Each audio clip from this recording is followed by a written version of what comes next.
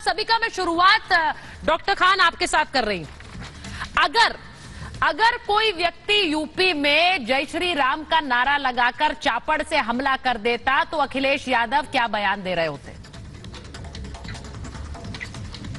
देखिए सुचरिता जी, एक भाई ये इको आ रहा है, इसको प्लीज ठीक कर दे।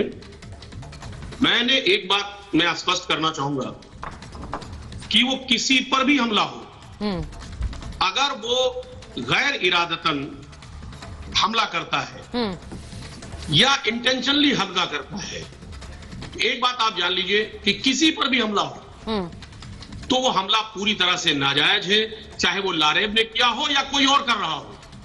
इसकी कड़ी शब्दों में इसकी मजम्मत, इसकी निंदा समाजवादी पार्टी करती है, हम सब लोग करते हैं। तो वो निंदा वाला बयान अखिलेश जी का सुना नहीं हमने। अरे सुनिए, सुन लीजिए अपनी कंप्लीट। नहीं, वो निंदा वाला बयान सुना नहीं है। असद के एनकाउंटर पर आज बोले अखिलेश जी, लारेब ने जो किया उस पर नहीं बोले। क्यों? आप सुन ले। बोलने देंगे तो बोलेंगे, बात को रखने दें। बिल्कुल बोले।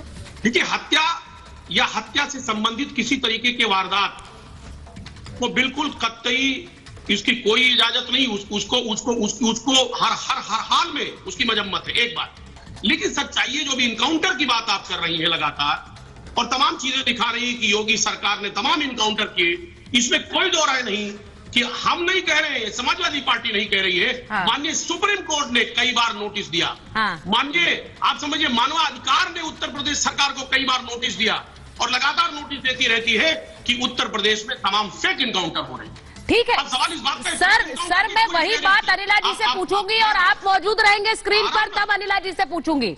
मेरा सवाल आपसे ये है, आप तो घेरेंगे अनिला जी को बाद में उसी मामले पर, लेकिन मेरा सवाल आपसे ये है कि लारेब की ने जो कृत्य किया, चापड़ से हमला किया, उसके बाद अखिलेश जी का, या फिर मैं कह रही हूं अखिलेश जी क्यों, किसी भी पॉलिटिकल पार्टी के बड़े नेता का बयान नहीं आया इस पर कि ये किस तरह का कृत्य था। मैंने इसीलिए सवाल पूछा कि अगर वो कोई और किसी और धर्म का नारा लगाकर इस तरह घटना करता, इस तरह की घटना, तो क्या उस पर उसी समय मुंह नहीं खुल जाते? ये मैं गारंटी से कह रही हूं आपको।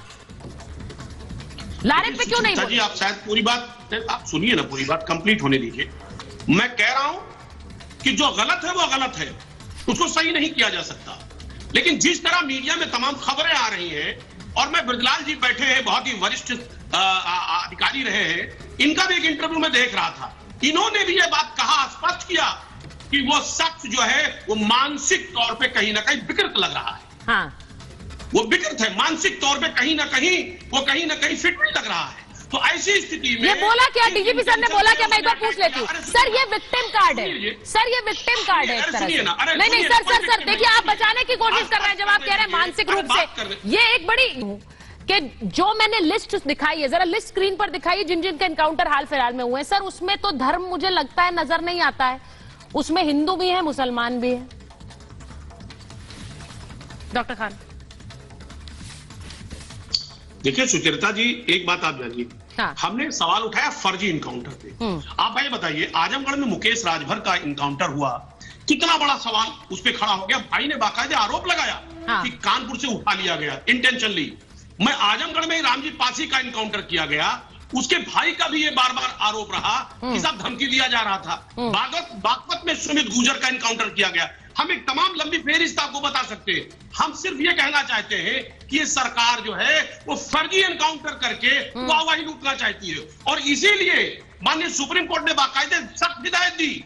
राष्ट्रीय मानव आयोग ने भी बाकायदे नोटिस दिया इस सरकार को कि जो आप इनकाउंटर कर रहे हैं वाहवाही के लिए। आप देखिए, अलीगढ़ में इनकाउंटर किया गया, लाइव फुटेज चलाए गए। आप देखिए किस तरह इनकाउंटर किया गया।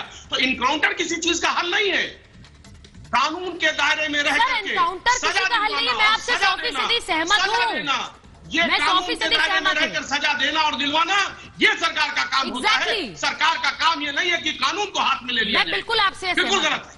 और इसीलिए अगर एनकाउंटर को लेकर डीजीपी सर सवाल उठ रहे हैं मेरा सवाल तो बड़ा बुनियादी है अजीज जी। मैं सर ये सवाल इसलिए पूछ रही हूं कि आप जब मैंने शुरुआत में यही सवाल पूछा था कि लारेब को लेकर पता नहीं क्यों कि राजनेता जो है कोई कुछ बोल नहीं रहा है, लेकिन असद पर जो एनकाउंटर आज से तकरीबन कई महीने पहले हुआ उस पर अखिलेश जी बोल रहे हैं और कह रहे हैं कि वो एनकाउंटर फर्जी था। अब जो व्यक्ति, जो क्रिमिनल भाग रहा है, जिसकी खबर रोज हर चैनल दिखा रहा है लेकिन वो भाग रहा है, वो सरेंडर नहीं कर रहा है, वो अगर एनकाउंटर में मारा जाए तो उस पर सवाल उठाया जाएगा, लेकिन लारेब ने जो घटना की है उसके बाद कुछ नहीं कहा जाएगा। देखिए सुचित्रा जी, दो तीन बातें हैं। हमारे नेता ने आखिर सवाल क्यों उठाया, पहले इसकी पृष्ठभूमि आपको समझना है। हाँ। मैं 18 जनवरी 2018 की घटना बताऊंगा। मथुरा में यही पुलिस इनकाउंटर करने जाती है और एक 8 साल के मासूम बच्चे को इनकाउंटर कर देती है। आपके चैनल ने भी इस बात को दिखाया था और बड़े जोर शोर से दिखाया था। यह इनकाउंटर की सच्चाई है। 5 फरवरी 2018 को 2 युवकों का इनकाउंटर एक पुलिस करती है और बाद में उसी पुलिस को, उसी दरोगा को पुलिस गिरफ्तार कर लेती है। संदेह के घेरे में पुलिस है, संदेह के हर घेरे में कार्यशैली है। और अगर ये कार्यशैली है तो आखिर हमारे नेता क्यों सवाल नहीं उठाएंगे? ये देश का आदमी, इस प्रदेश का आदमी सवाल क्यों नहीं उठाएगा? एक बात आप जानिए, जिस तरह लगातार माननीय सुप्रीम कोर्ट, माननीय राष्ट्रीय मानव आयोग जिस तरह नोटिस पर नोटिस सर्व कर रही है उत्तर प्रदेश सरकार को, ये कहीं ना कहीं क्वेश्चन है, सवाल खड़ा हो रहा है। आज आप 8000 से ऊपर इनकाउंटर हुए हैं, 3000 से ज्यादा लोग घायल हुए हैं, उसमें क्या सारे लोग दोषी थे?